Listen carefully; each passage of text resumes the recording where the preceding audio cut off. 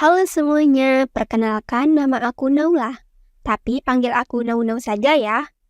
Aku akan menjelaskan bagaimana proses perkembangan Pancasila dari masa ke masa menurut sejarah. Proses perkembangan Pancasila dari masa ke masa menurut sejarah dibagi dalam beberapa era, yaitu era awal kemerdekaan yang penuh tantangan, era Orde Lama dengan konsep demokrasi terpimpin, lalu Orde Baru yang menjadikannya asas tunggal, dan era reformasi yang membuka interpretasi lebih luas namun masih bergula dengan tantangan baru. Nah, berikut penjelasannya. 1. Pada masa awal kemerdekaan tahun 1945 sampai 1959, Pancasila dirumuskan oleh Soekarno dalam pidatonya di sidang BPUPKI pada 1 Juni 1945. Kemudian disetujui oleh Panitia 9 menjadi Piagam Jakarta pada 22 Juni 1945. Pancasila resmi ditetapkan sebagai dasar negara pada 18 Agustus 1945.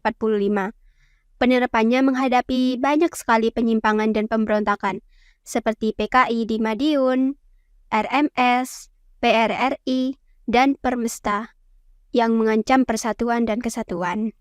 2. Orde Lama tahun 1959 sampai 1966.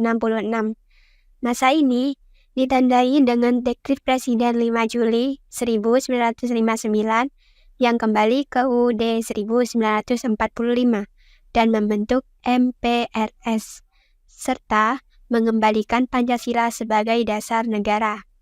Sistem politik didominasi oleh presiden dan sering terjadi penyimpangan. Salah satunya adalah peristiwa G30S PKI. 3. Orde Baru tahun 1966 sampai 1998. Pancasila dijadikan asas tunggal dan landasan ideologis dalam pembangunan, seperti program Republika, yaitu rencana pembangunan 5 tahun. Ada upaya untuk memulihkan stabilitas dan pemerataan pembangunan sesuai sila kelima Pancasila. Namun, Pancasila sering disalahgunakan untuk memperkuat legitimasi politik dan membatasi kritik, serta ditandai kasus KKN. 4. Era Reformasi tahun 1998 sampai sekarang. Pada era ini, kebebasan lebih luas dan reformasi membawa kebebasan berpolitik dan interpretasi Pancasila yang lebih luas, serta berupaya menguatkan nilai-nilai inklusif. Tantangan baru di era ini yaitu Indonesia menghadapi tantangan seperti radikalisme, intoleransi, dan kesenjangan sosial.